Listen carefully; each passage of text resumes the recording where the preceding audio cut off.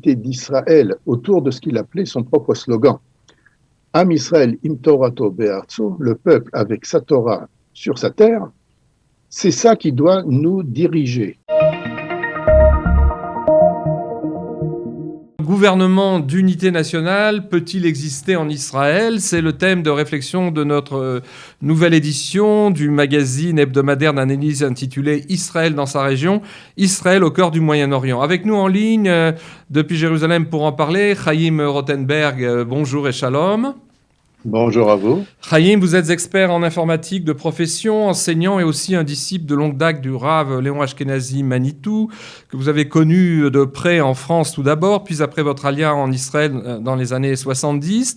Le Rav Manitou, à propos duquel vous avez publié jusqu'à aujourd'hui une dizaine d'ouvrages fondamentaux en hébreu, faut-il le préciser, retranscrivant ses cours sur le Midrash, ainsi que 2 volumes supplémentaires sur le sens de la prière juive, aussi en hébreu. Alors des publications, il faut le dire à nos auditeurs, qui continuent de susciter jusqu'à aujourd'hui un grand intérêt dans le public israélien, religieux, souvent jeune, et aussi dans un public parfois moins religieux, qui découvre en fait la pensée de Manitou et de ce qu'on appelait l'école de pensée juive, l'école de Paris. Des gens qui, dans leur écrasante majorité, donc ne connaissaient justement pas la pensée du Rav Manitou, ni celle de l'école de pensée juive de Paris, mais qui en découvrent les contenus et l'importance, grâce surtout à votre immense travail de transcription de ces centaines de cours de Manitou classés par thématique. Alors, en ce qui concerne notre sujet, une autre manière plus affinée de formuler ce thème de réflexion serait de se demander s'il serait possible, et alors, dans ce cas-là, comment, de surmonter les profondes divisions sociologiques, idéologiques, religieuses et culturelles pour gouverner de manière efficace en Israël. Une problématique à la fois hyper contemporaine, puisque chacun sait qu'elle est mise singulièrement en relief par les actuelles difficultés du nouveau gouvernement Bennett-Lapid aux affaires depuis à peine 2 mois, mais aussi une problématique très ancienne, pas simplement contemporaine, très ancienne et structurelle, que le Rav Léon Ashkenazi Manitou avait déjà abordé, si je ne me trompe, en commentant la question stupéfiante, il faut le dire, posée par la Gemara du traité talmudique Horayot, page 5, et qui posait cette question, qui est en fait notre question: une tribu seule peut-elle s'appeler Israël? Alors, Chaim, quel est le commentaire fait à ce propos, commentaire forcément moderne, fait à ce propos par le Rav Léon Ashkenazi? D'abord, effectivement, il faut revenir à la question de la Gemara et l'expliquer un peu. La Gemara s'occupe d'un verset qui est une des bénédictions qui a été donnée à Yaakov, le dernier des Avot, des patriarches. Et vous la trouverez dans le livre de Bereshit au chapitre 48, verset 4.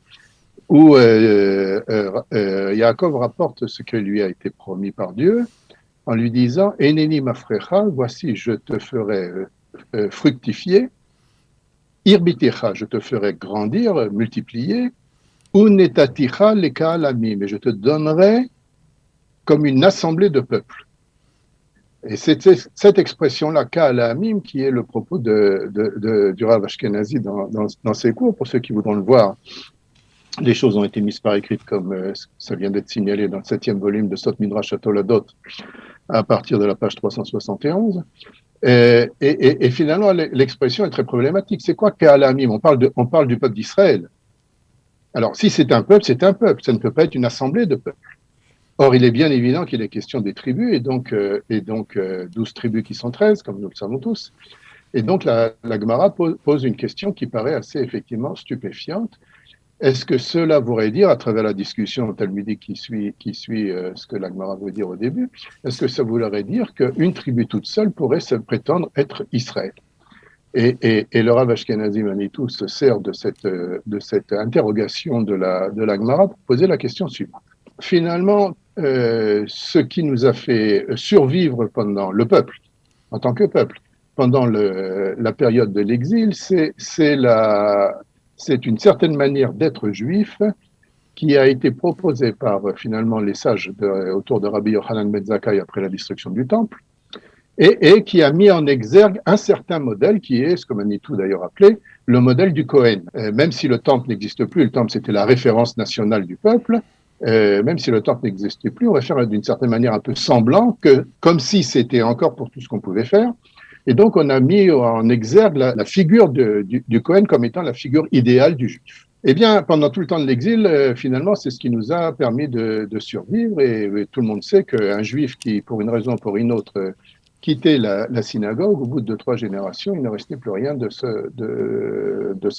lui-même et de sa descendance en tant que juif. Or, ce qui est apparu au XVIIIe siècle avec l'émancipation, c'est une nouvelle définition. Une nouvelle définition, enfin plusieurs nouvelles définitions qui ont fait éclater cette définition qui nous a fait tenir pendant des centaines d'années. Finalement, cette nouvelle définition, on peut la résumer en 3 grandes définitions, 3 grandes tendances. Une définition religieuse, être juif, c'est être religieux, c'est faire les mitzvot. Être juif, c'est faire partie d'un peuple, le nationalisme, ça deviendra après le sionisme, ou être juif, c'est une culture. Terme assez vaste pour ne pas être très facile à définir, mais on retrouve grosso modo ces 3 grandes tendances pendant les 200 années qui suivent l'émancipation. Or, ça nous fait remarquer Manitou, l'émancipation, ça arrive à peu près plus ou moins à l'époque de la Révolution française, fin du 18e. C'est aussi le début où les grands maîtres d'Israël ont diagnostiqué qu'on était dans une nouvelle époque de l'histoire, un retour, le Gaon de Vilna, donc en Lituanie, le Baal Shem Tov en Ukraine, Rabbi Chaim Ben Attar dans le Or HaChaim au Maroc, je pourrais en citer encore d'autres, qui ont dit finalement c'est le temps du retour qui commence, on est dans une nouvelle époque. Et à ce moment-là, cette nouvelle époque, apparaît cette nouvelle définition du juif, ou de la judaïté, comme on dit en France, ou du judaïsme. Et Manitou fait une corrélation très, très précise entre ces deux événements et finalement pose la question suivante. Finalement, on voit apparaître différentes manières d'être juif, comme s'il y avait différentes tribus qui apparaissaient à nouveau sur la scène, alors que pendant tout le temps de l'exil, on n'a eu qu'une seule tribu sur la scène, de manière typologique, je dirais, tribu de Lévi. Eh bien, maintenant, on aurait une manière juive, à la manière Réhouven, d'être juif, à la manière Shimon, à la manière Yehuda, etc., etc. Et puis ce qu'on trouve déjà, c'est que la Gemara ne pose pas par hasard la question, évidemment, c'est parce qu'elle a une grande inquiétude, c'est que cette manière d'être, différentes manières d'être, finalement, risquent de devenir exclusives les unes des autres jusqu'au point où on arrive à des formulations du type « Si tu n'es pas comme moi, tu ne fais plus partie du peuple. Si tu n'es pas comme moi, tu es un renégat. » Si tu n'es, enfin, tout ce qu'on peut entendre même de nos jours. Donc, c'est pas simplement qu'on ne reconnaît pas la légitimité d'autres manières d'être, mais aussi une espèce d'exclusivité, puis avec tout son cortège, évidemment, de calomnie, etc., etc. Et finalement, ce que la question pose Manitou, c'est mais là, on a un problème au niveau, disons, sociologique, politique.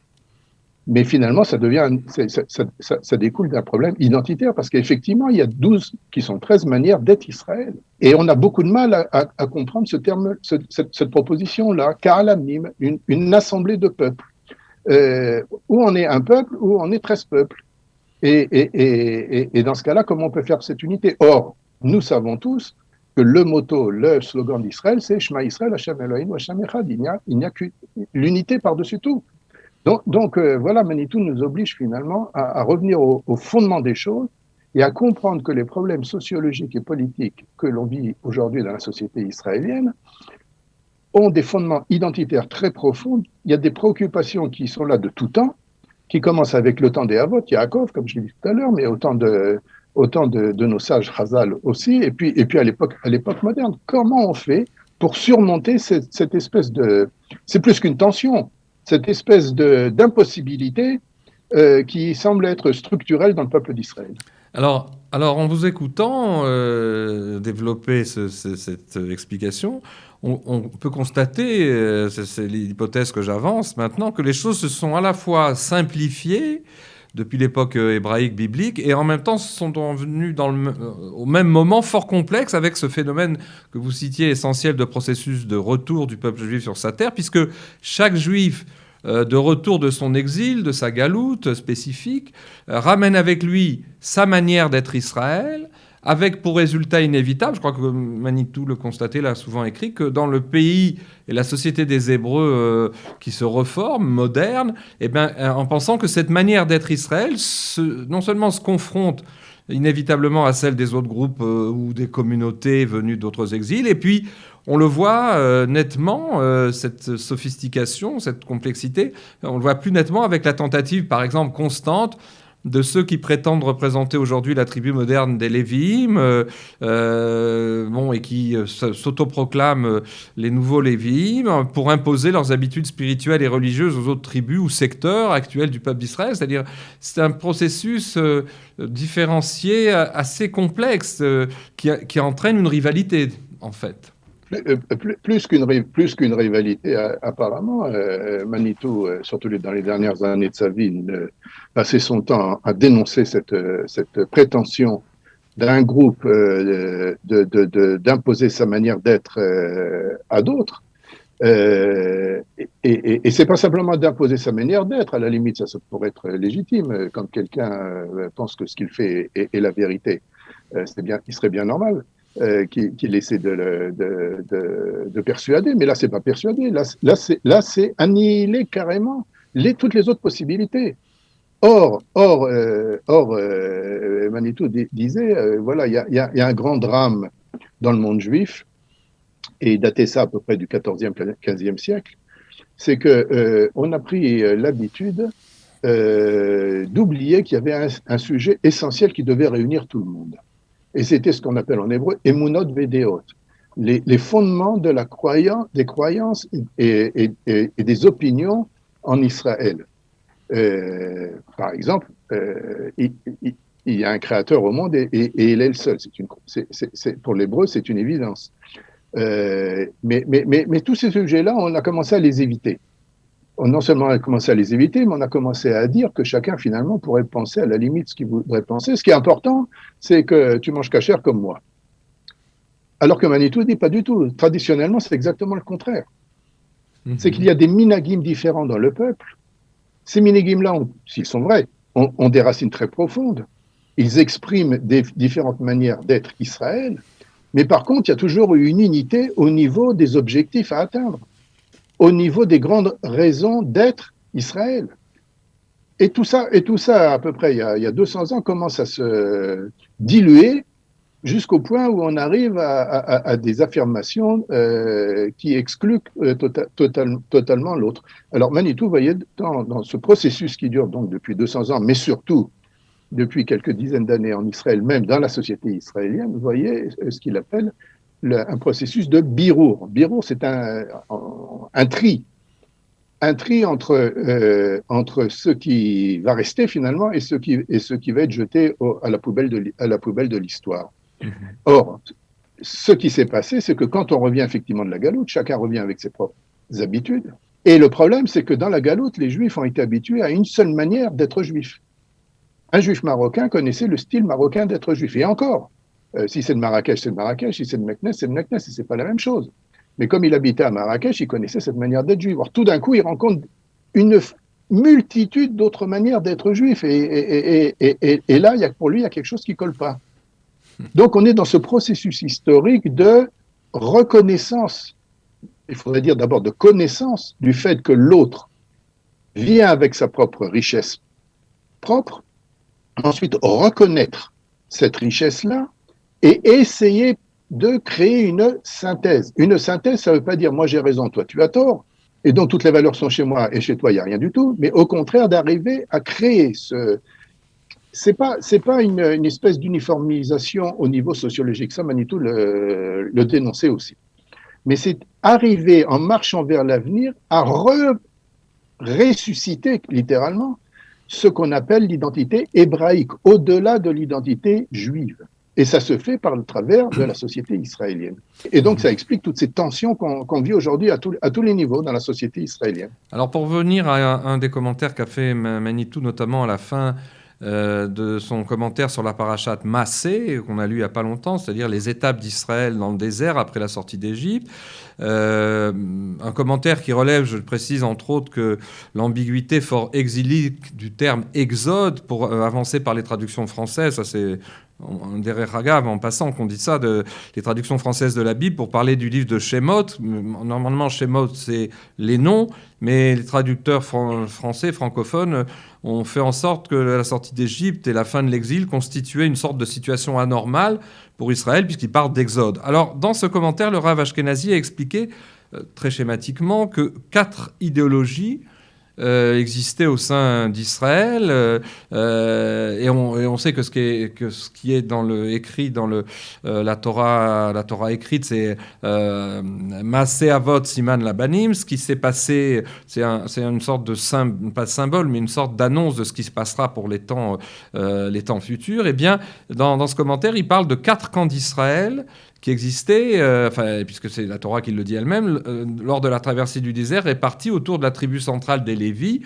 Et Manitou, il explique que ces 4 camps peuvent rendre compte de la venue des Juifs en Israël, indépendamment de l'équation personnelle de chaque individu, toujours éminemment paradoxale. Il parle de la venue contemporaine des Juifs. Alors il y aurait donc, d'après Manitou, il les énumère, ces 4 camps, non pas 3 mais 4, ou tribus ou secteurs, on dirait en langage sociopolitique israélien contemporain. Alors, et d'abord, c'est ce que Manitou explique, les Juifs venus en Israël pour abandonner leur identité juive en même temps que l'aliénation de la condition d'exil.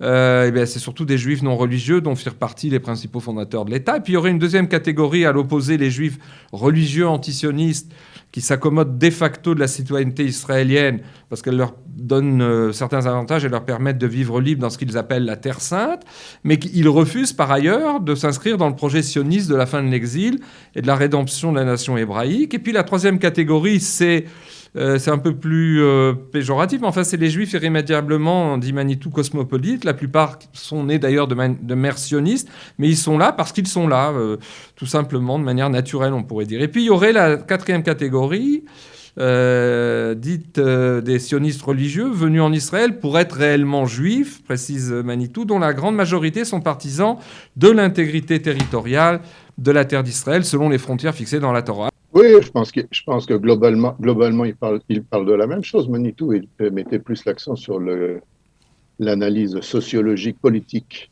de la société israélienne.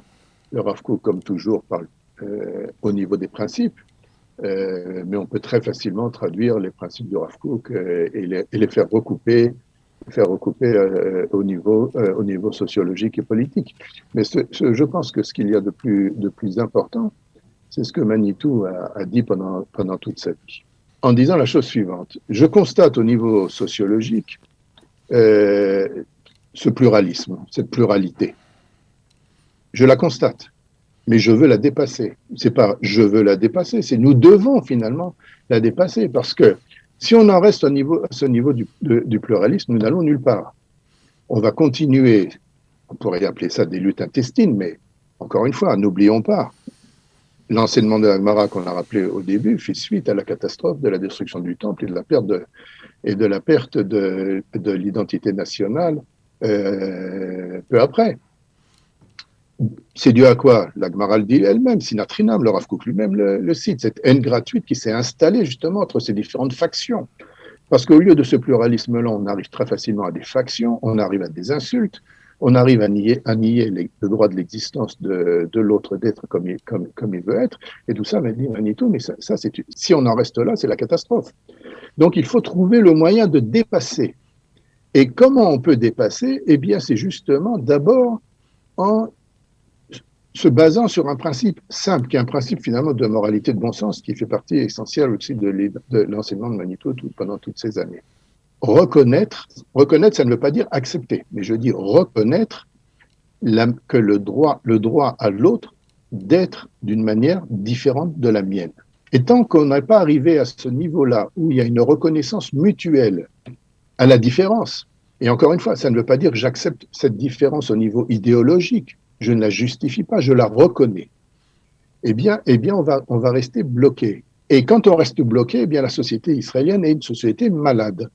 Or, disait Manitou, finalement, dans le bref histoire de l'État d'Israël moderne, c'est quelques dizaines d'années, c'est pas par rapport à une histoire juive et hébraïque, c'est presque rien. On s'aperçoit que finalement, il n'y a eu que 2 époques où il y a eu ce qu'il a appelé, de ses souhaits d'ailleurs, l'unité nationale. Eh bien, c'était au moment de la création de l'État, à un certain moment où s'est créé un espèce de consensus au niveau national, et puis pendant la guerre des 6 jours. Mais quand Manitou dit cela, je vous rappelle un peu brièvement l'histoire des années 80, on a parlé d'un gouvernement d'unité nationale, si vous vous souvenez, Yitzhak Shamir d'un côté, Shimon Peres et Rabin de l'autre. Sans rentrer dans la politique, Manitou n'est jamais rentré dans ces questions d'ordre politique, mais au niveau des idées et des principes, il appelait de ses souhaits effectivement cette unité nationale. Pourquoi ? Parce que ça permettait de débloquer les situations et de se connaître et de se reconnaître réciproquement et d'essayer d'arriver, ça n'a pas toujours réussi, bien évidemment, mais essayer d'enclencher un certain dialogue qu'il appelait lui-même de tous ses voeux. Ce manque de dialogue qui caractérise aujourd'hui la vie politique, la vie publique, mais c'est plus que politique, la vie publique en général en Israël, c'était quelque chose qui l'effrayait. Pour que les choses soient bien claires, dans mon dernier propos, je ne fais aucune allusion au gouvernement actuel.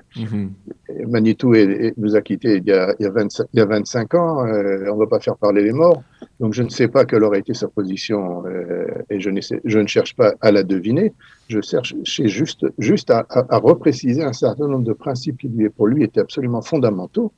C'est que finalement l'unité d'Israël autour de ce qu'il appelait son propre slogan, Am Israël im Torato be'artzu, le peuple avec sa Torah sur sa terre, c'est ça qui doit nous diriger. C'est ça qui doit nous servir de vision, et non pas de vision utopique, mais de vision très concrète. Le peuple, ça veut dire tout le peuple, ça veut dire toutes les tribus et toutes les manières d'être d'Israël. C'est ça que je voulais surtout préciser. Très important comme marche à suivre pour les temps agités qui viennent. Merci beaucoup Chaim pour votre propre temps et merci aux auditeurs de nous avoir écoutés. Avec plaisir. Et à la semaine prochaine. À bientôt.